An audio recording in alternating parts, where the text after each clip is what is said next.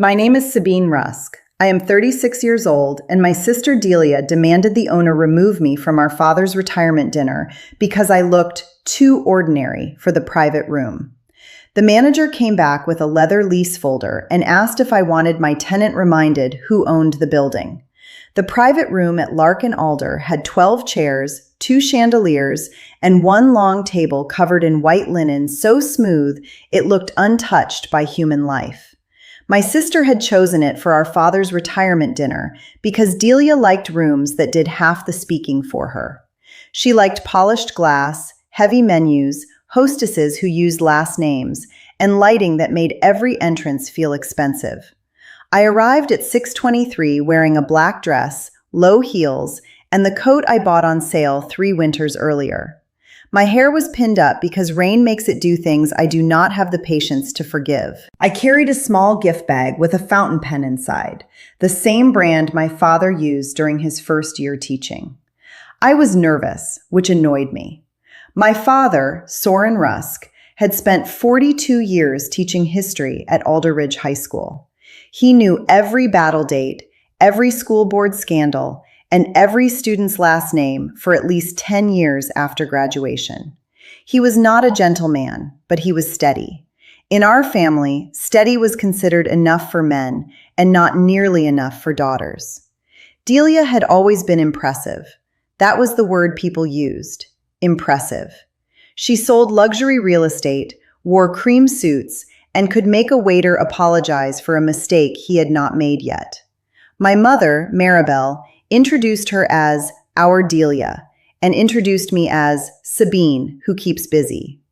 I kept busy because someone had to. When my father needed rides after cataract surgery, I drove.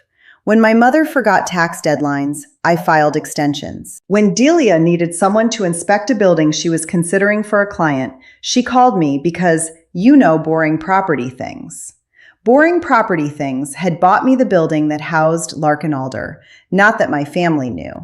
7 years earlier, the building had been a half-empty row property with a leaking roof, 2 upstairs offices, and a ground floor restaurant that had changed names 4 times in 6 years. I bought it through Rusk Holdings, a small company I formed after leaving commercial facilities management. I repaired the roof, renegotiated the insurance, upgraded the kitchen venting, and leased the ground floor to a chef named Oren Velez, who turned it into Lark and Alder. The restaurant became fashionable. Delia discovered it 3 years after I signed the lease and began acting as if she had personally invented the lighting. I did not tell my family I owned the building because I had learned that information in my family did not sit quietly. It became a tool. If they knew, my mother would ask for discounts for church friends. Delia would use it to impress clients. My father would pretend not to care while correcting how I managed it. So I stayed ordinary. Ordinary is peaceful until someone tries to remove it from a room it owns. When I reached the hostess stand, the young woman smiled. Reservation under Rusk? Yes. Private room. They are almost all here. She led me through the dining room. I noticed the west wall paint had been touched up well. I noticed the brass threshold still needed polishing. I noticed the small ceiling stain near the service hallway that Oren had promised to monitor after the last storm. Then I heard Delia laugh. She was standing near the head of the table in a pale blue dress, one hand on our father's shoulder, telling a story to 2 men I recognized from the school board. My mother sat beside Dad, already glowing with the relief of being seen in a beautiful place. Delia looked up as I entered. Her smile froze in the polite way rich people reserve for bad weather. "Sabine," she said, "you made it." "Hello to you too." My father stood. Bean. He was the only person still allowed to call me that. I kissed his cheek and handed him the gift bag. "For later," I said. "You did not need to." "I know." My mother looked at my dress. "Did you come straight from work?" "No." "Oh." 1 syllable. 4 generations of disappointment. I sat near the middle of the table. Delia had placed me between a retired gym teacher and my cousin's husband, who sold supplements online and believed volume was personality. For the first 20 minutes, I behaved. I asked Dad about his last day. I listened to the principal give a little speech. I complimented the soup because it was excellent and because Oren's kitchen deserved praise. Delia floated around the room, adjusting people like furniture. Then the mayor's wife arrived. Not the mayor, just his wife, Celeste, who had once taught with my father and had known Delia since high school. Delia greeted her with both hands and a voice that went up half an octave. "Celeste, you have to sit near Dad. We saved the good side." The good side was apparently not where I sat. As Delia moved place cards, she picked mine up and looked around as if searching for a closet. "Sabine, would you mind switching with Ronan?" Ronan was the supplement cousin's husband. "Why?" Her smile stayed fixed. "Celeste should be in the photos." "And I should not?" The gym teacher stared into his soup. Delia's eyes sharpened. "Do not be sensitive." "I asked a logistical question." My mother whispered, "Sabine." That whisper carried the old warning. Do not make your sister look bad while she is making you disappear. I stood and switched seats because it was my father's dinner and I still had hope for the evening. Hope lasted until dessert. The server brought out a chocolate torte with a sugar plaque that said, "Congratulations, Mr. Rusk." My father looked genuinely moved. Delia clapped first, loudly enough to instruct everyone else. The principal raised a toast. Then Delia decided to make one too. She stood at the head of the table, champagne in hand. "Dad taught us to aim high," she said. "He taught us that presentation matters, that respect is earned, and that how you show up tells people what you think of them." I knew before she looked at me. Some people load the gun before they enter the room. "That is why I wanted tonight to be beautiful," Delia continued. "After decades of service, Dad deserved elegance. He deserved a room that reflected his standards." My mother smiled mistily. Delia tilted her glass slightly in my direction. "And I hope everyone here feels inspired to rise to the occasion."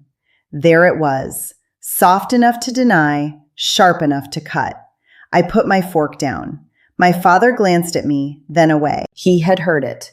He chose the cake. After the toast, Delia came behind my chair and leaned close. "Can you please not sit in the front of the group photo?" I looked up at her. "Excuse me? Your coat is on the chair, your hair is frizzing, and this room has a certain look. Just stand toward the side."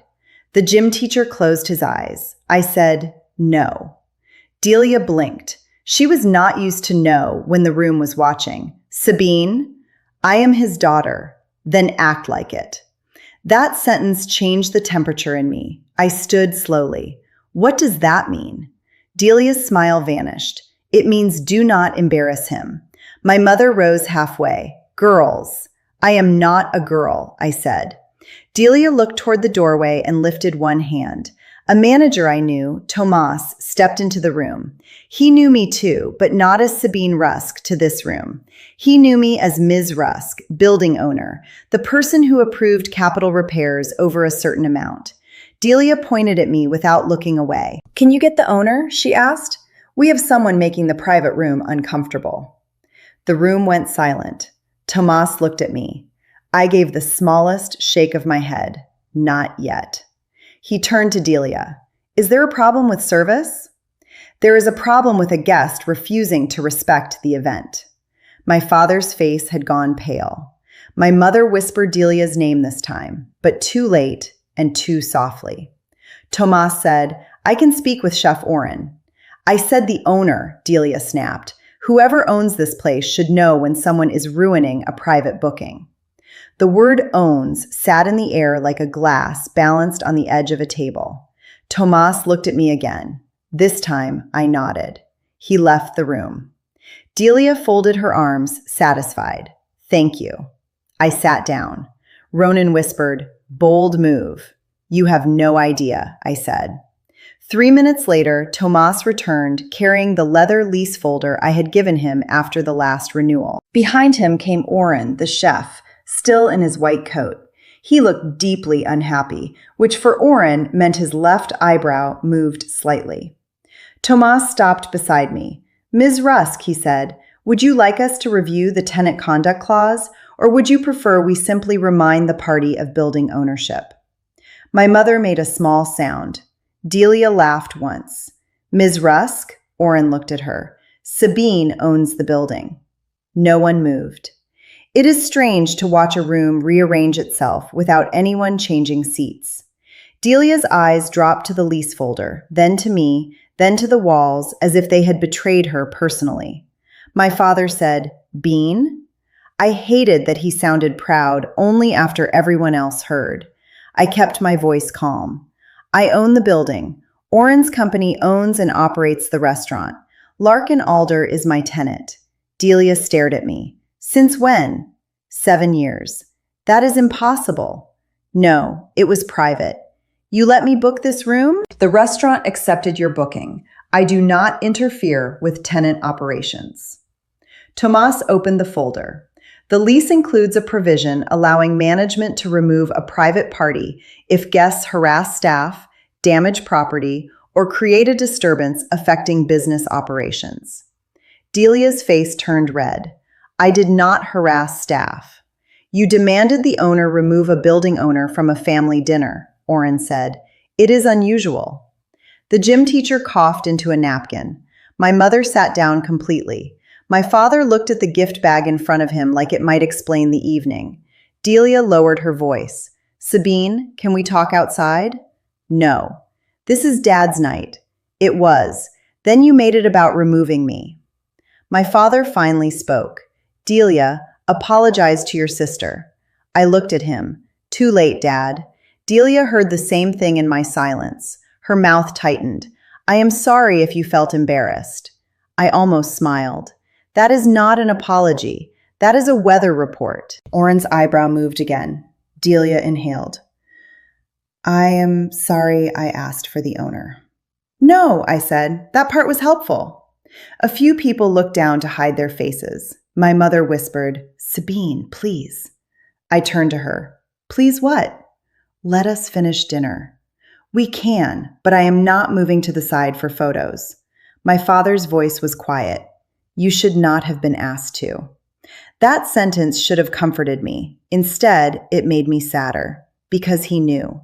He had known all along, through every polished insult, every seating adjustment, every family photo where Delia centered herself and called it natural.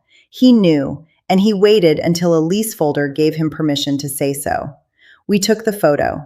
I stood beside my father because he asked me to, and because the night was still his, even if my sister had tried to use it as a stage. Delia stood on his other side, smiling like a person biting foil. My mother looked fragile. The principal looked fascinated. After dessert, guests left in small groups, each pretending not to be desperate to tell someone what happened.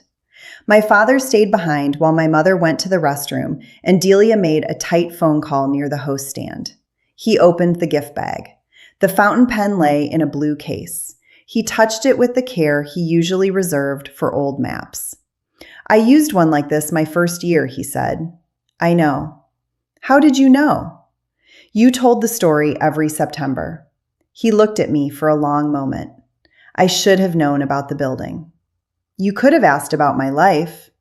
He flinched, not dramatically, just enough. That is fair. I waited for the explanation. Age, distraction, Delia needed more attention. I was always independent. The classic family defense exhibit. He did not offer it. I am sorry, he said. 2 words. No if, no but, no performance. I nodded because I could not speak. Delia avoided me for 11 days. Then she sent an email, not a text, which told me someone had advised her tone mattered. Subject, about Dad's dinner. Sabine, I handled the evening badly. I was focused on appearances and treated you unfairly. I did not know about the building, but not knowing does not excuse how I spoke to you. I am sorry. It was better than I expected and less than I needed. I replied with 3 sentences. Thank you for saying that. I will need time before we discuss it further. Do not contact my tenants about family matters again. Boundaries look cold to people who benefited from warmth they did not return. The next month, Delia lost a client who had planned to use Lark and Alder for a corporate dinner. Not because I interfered, because the client had been at Dad's retirement dinner and decided discretion mattered in real estate. Delia told my mother I ruined her reputation. My mother repeated it to me on the phone. "Did you?" I asked. "Did I what?" Call to ask whether she was telling the truth, or call to deliver the accusation. My mother went quiet. That was new for us. "I do not know how to talk to both of you," she said. "Start by not carrying messages." Another quiet. "All right," she said. Small sentence, large repair. The repair did not hold perfectly at first. Family habits are like water stains. You can paint over them, but if the leak is still there, they come back through. 2 Sundays later, my mother invited me to brunch at her house. I knew before I arrived that Delia would be there because my mother used the voice she saved for ambushes. Too bright, too casual, too full of weather updates. Delia was in the kitchen when I walked in, slicing strawberries with the intensity of a woman punishing fruit. My father sat at the table with coffee and the careful silence of a man who had learned late that silence could also be a choice. "We thought it would be good to clear the air," my mother said. "Did we?" I said. Delia put the knife down. "I said I was sorry. You emailed that you were sorry. Is there a required format now?" "No, but there is a required understanding." My mother closed her eyes. "Sabine." I looked at Delia. "You were not embarrassed because I looked ordinary. You were embarrassed because you thought ordinary meant powerless. That is the part I need you to understand before we pretend brunch fixes anything." Delia's face changed. The first response was anger. The second was defense. The third, quieter and slower, was recognition. "I did think that," she said. The room went still. My father set his coffee down. Delia looked at the strawberries instead of me. "I thought if people saw you looking like you did not care about the room, they would think Dad's family was less." "Less what?" She swallowed. "Less than the people I sell to."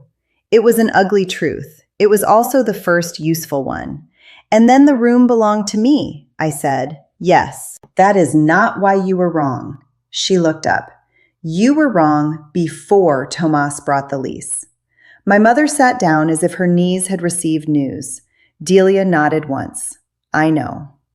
I did not forgive her at that table. Forgiveness is not a napkin you place over a stain before guests arrive. But I did stay for brunch. I ate the strawberries. I let my father tell a story about a student who once cited a movie as a primary source. I left before dessert because leaving when I choose is one of the ways I remind myself that staying is not surrender. I still own the building. Lark and Alder still operates there. Tomas still calls me Ms. Rusk, even though I have asked him to use Sabine twice. Oren sends quarterly maintenance notes with more detail than anyone needs, which is why I trust him. My father comes for lunch once a month now, not with Delia, not with my mother, just him and me at a corner table near the west wall. He brings school stories and sometimes asks questions about property. Real questions, the kind that require listening to the answer. The first time he asked how I bought the building, I told him the whole story.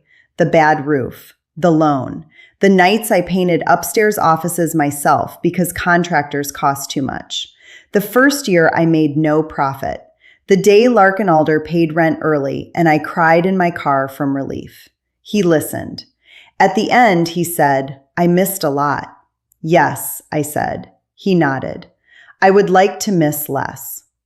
That is not a perfect ending. Perfect endings are usually lies with soft lighting. But it is a start. The lease came up again 6 months later when Oren renewed for another 5 years. I invited my father to lunch that day without telling him why.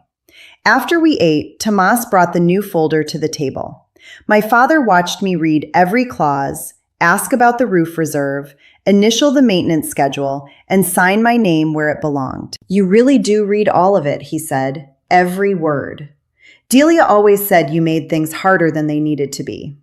Sometimes I make things exactly as hard as they are. He smiled a little. History teachers respect documents. Eventually. He touched the fountain pen I had given him, the one he now carried in his jacket pocket. I am proud of you, Bean. It was late. It did not erase anything. But this time, nobody had forced him to say it by opening a folder in public. That made it land differently. As for Delia, we are civil. She still likes beautiful rooms. I still like knowing who owns the roof. At family events, she no longer moves my place card. That sounds small unless you have spent your life being shifted to make someone else's picture cleaner. People think the revenge was the lease folder. It was not. The revenge was continuing to own what I built without needing my family to admire it. The revenge was sitting in the front of the photo. The revenge was hearing my father say he was sorry before I had to ask a third time. That is my story. My sister asked for the owner because she wanted me removed. The manager brought the lease because the owner was already sitting at the table. If you have ever been treated like you do not belong in a room you helped build, remember this: the loudest person is not always the one with the keys. Share this with someone who needs to hear that, and tell me where you are listening from.